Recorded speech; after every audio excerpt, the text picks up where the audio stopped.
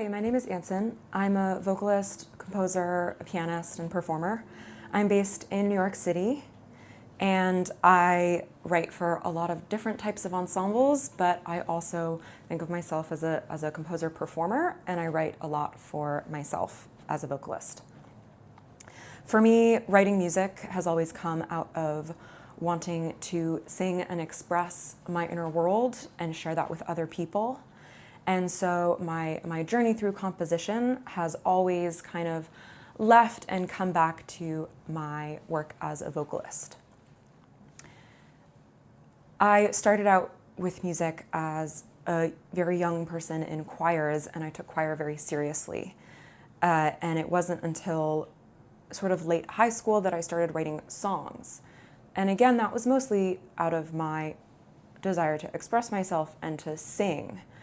And it wasn't until a little bit later that I started getting interested in writing for other people. When I started writing these songs, I was also getting very interested in jazz theory, and I loved the classic singers. I loved Sarah Vaughan, and I loved Chet Baker, and I loved the lyricism and the sentimentality of that era of music. So a lot of the stuff that I started writing were ballads, and they were definitely piano ballads, and I was singing and playing them myself.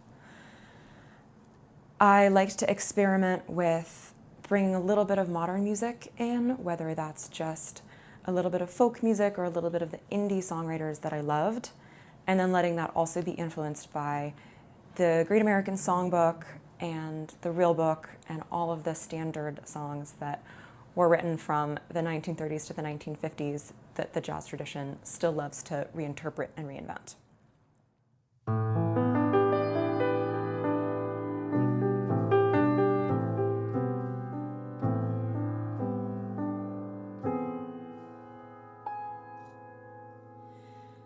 Lately I've been staring at a sky of thoughts that never ends, slate and static lines that never change.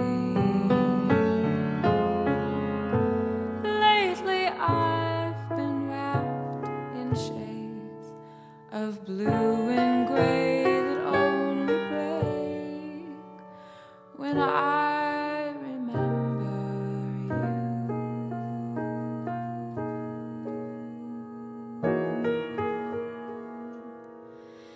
Standing in the snow in November,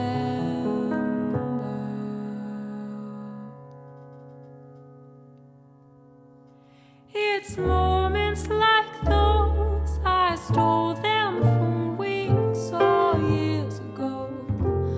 I hold them close as though they could keep me warm. And when I'm alone, I picture the ways you cared for me. Then memory leaves and life returns to stone.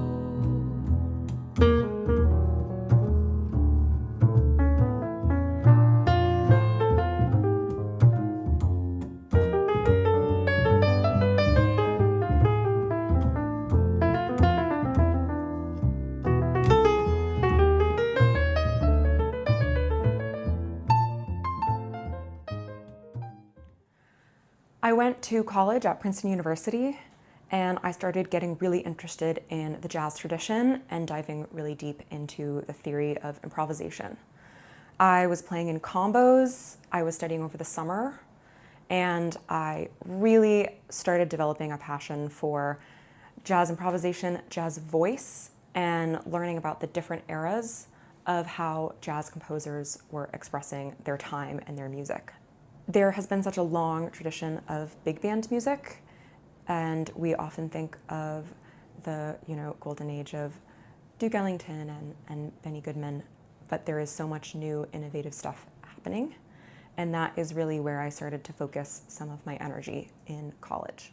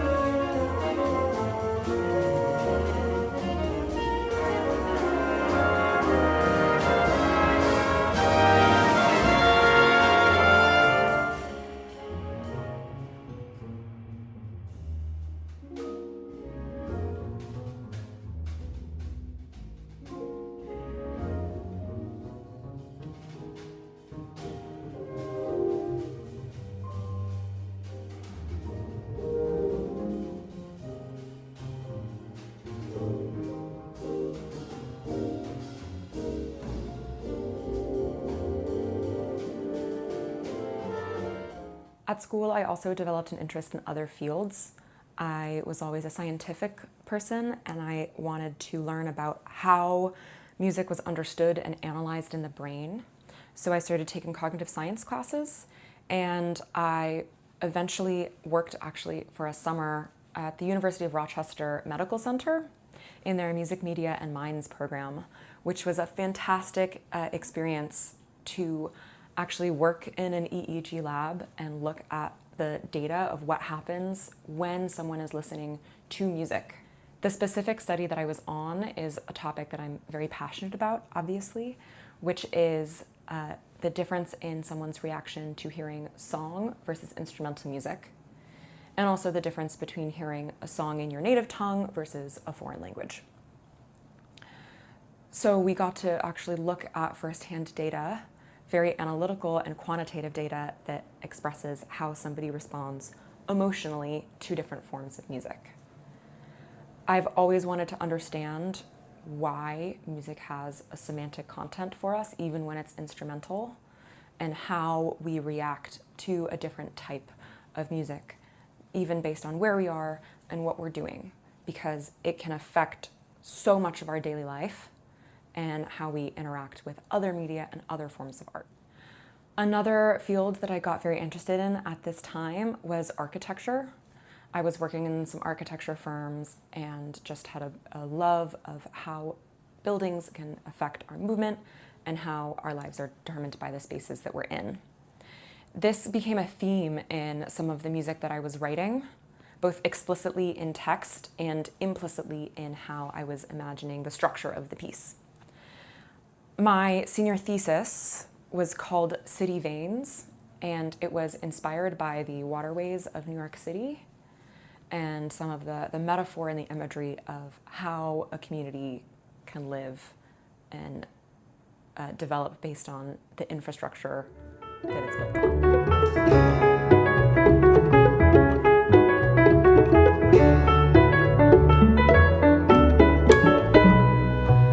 She looks around, she has no fear. The water down her back runs clear.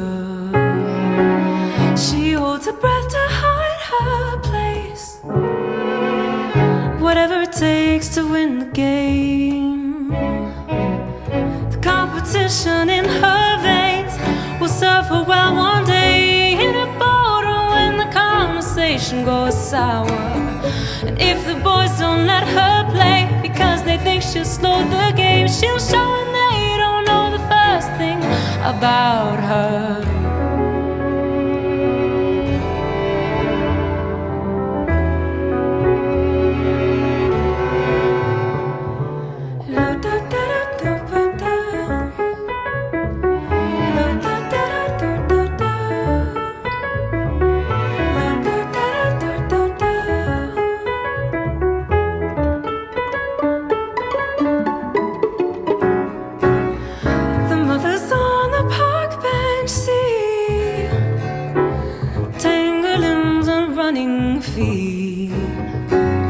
They're gossiping to fill the time. He's acting across from him, and the man in black boots who just wandered in is the father, whose only concern is finding the best for his daughter. Taffeta girl waves to the friend she was meeting and breaks the illusion. So his mental orchestra stops, replaced by the chattering thoughts, and the letter he almost forgot is weighing his pocket down. No matter how hard he tries, the words that fill his mind, the shadow of care in goodbye, and a spiraling signature.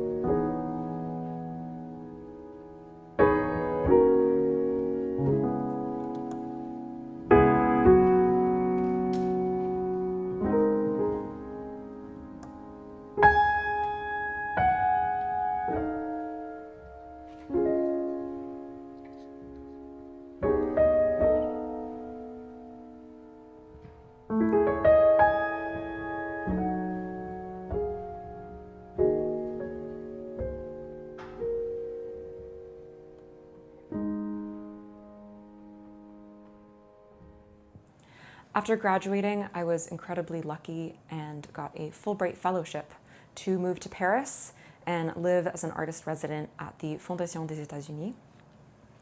I was working for and getting mentorship from a composer named Patrick Zimmerli, who works at the intersection of classical and jazz music. He's also a composer-performer, which meant that we got to talk a lot about what it means to write for yourself and what it means to write for other people. I was continuing to be interested in architecture, and I was writing a piece inspired by glass architecture in Paris and how the different geometries that architects were using in different eras would influence the structures and the patterns that were showing up in the music itself. While I was living at the Fondation des États-Unis, I was also writing pieces for some other folks who lived there. I was writing a string quartet with rhythm section called Mita and the Indigo Forest. I was very much inspired by some fairy tales and some childhood stories that are my beloved childhood memories. I wanted to write something that was narrative for the first time, even though it was instrumental, coming back to this interest in how music can tell a story even without words. As a singer and a songwriter, I had spent so much time relying on the words to explicitly talk about the content of the music. But this was one instance where I was not going to sing any words. I still wanted to be part of the performance, but it was following the tradition of wordless vocals. The group also was a combination of American musicians and French musicians, which worked out really well to have that blend in the sound as we were performing it.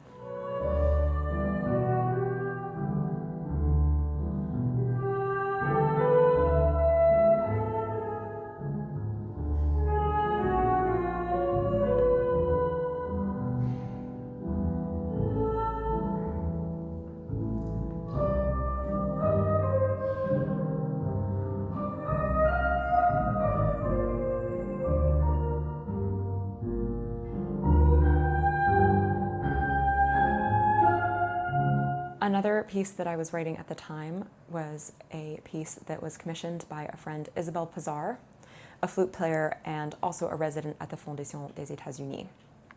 We were doing the Fulbright Fellowship together at the same time and talking a lot about our experience as an American living in Paris, navigating our kind of artistic practices.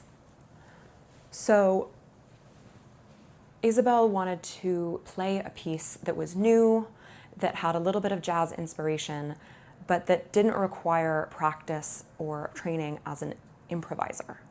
So of course the standard for this is the Claude Bowling, and we were definitely inspired by that, but I wanted to write something that had a little bit more of a modern edge and for which the rhythm section could really be jazz musicians.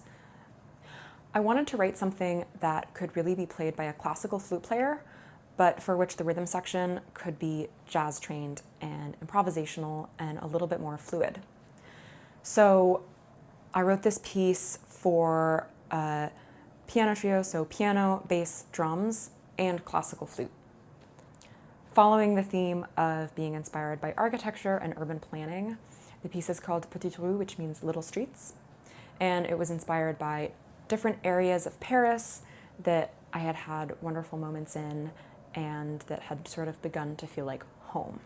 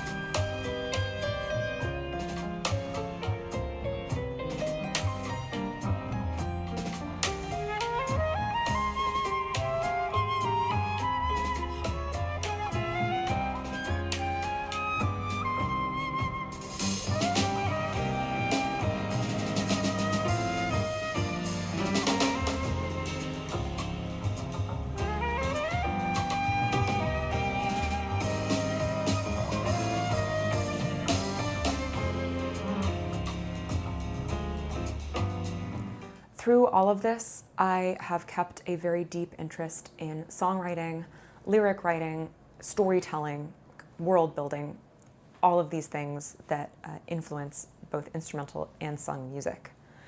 I have released 3 EPs of more contemporary music, and I always like to find a little way to nod back to a little classical or jazz inspiration, whether that's a song that is mostly a folk song but has a through-composed string quartet part, or if that's incorporating more interesting harmonies in a choir, stacking lots and lots of vocals for a more classical sound, experimenting with different ranges of the voice, and just generally breaking the rules a little bit to find something a little new. I've also had the pleasure of working with producers and working with co-writers, which is something that is really wonderful and beautiful about the experience of making contemporary music, more commercial music especially, is that we are often having many voices work together to find and define the sound of a project. This is really special because it means that the creative process is entirely different, and it's very attuned to the energy in a room as you are writing and working with people, often recording things as you're writing them, experimenting with different instrumentation on the fly. And that's a really, really beautiful way, I think, of making music and telling a story. As a side note, I also am a visual artist and I love to paint and draw.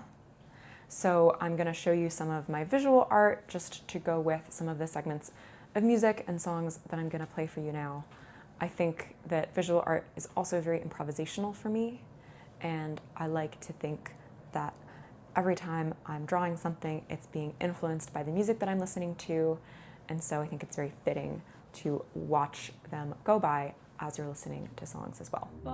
In the mirror, someone looking in my eyes who wasn't me.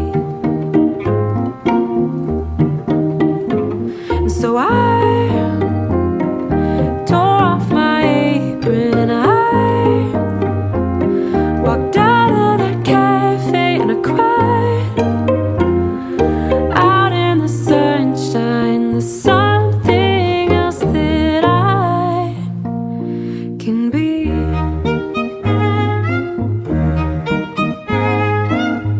It was an ordinary street glowing in the late summer moon. I hoped that you would wait for me. I was out there waiting for you. When I looked over my shoulder, my hands were turning colder. I swear I saw just beyond the stars. In the darkness, someone looking in my eyes who wasn't me. And so I reached out to touch you, in the sky was spinning above you, and I tried to tell you I love you. There's something else that I can be. And so I reached out to touch you, in the sky was spinning above you, and I tried to tell you I love you. There's something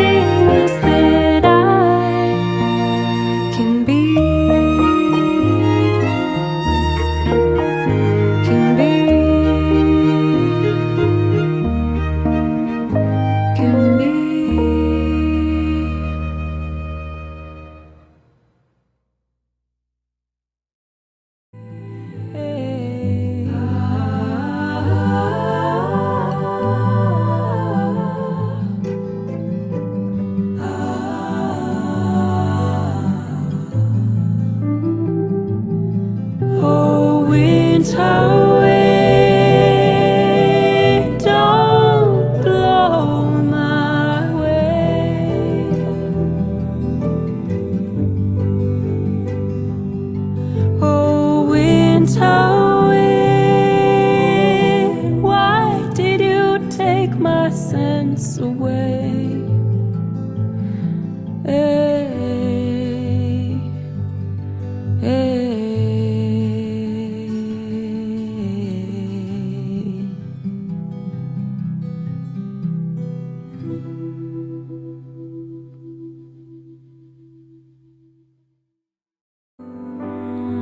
In April,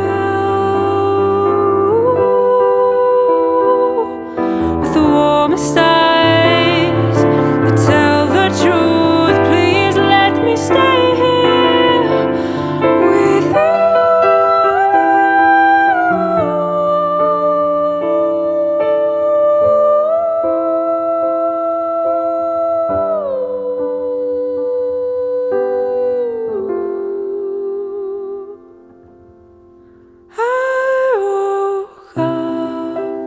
Cigarettes and Beethoven. The windows open, but the smoke was in my head. Yellow, pink and red, colors on the bed, left from words we've spoken or music that we've read. And I know my soul that I never wanna go.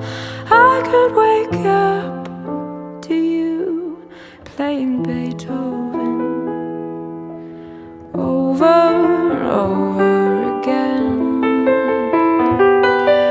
over and over again,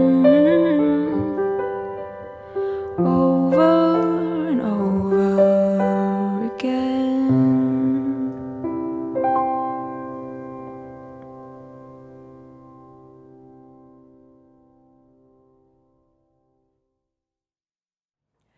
Thank you so much to Composers Now for having me on this wonderful Impact video series.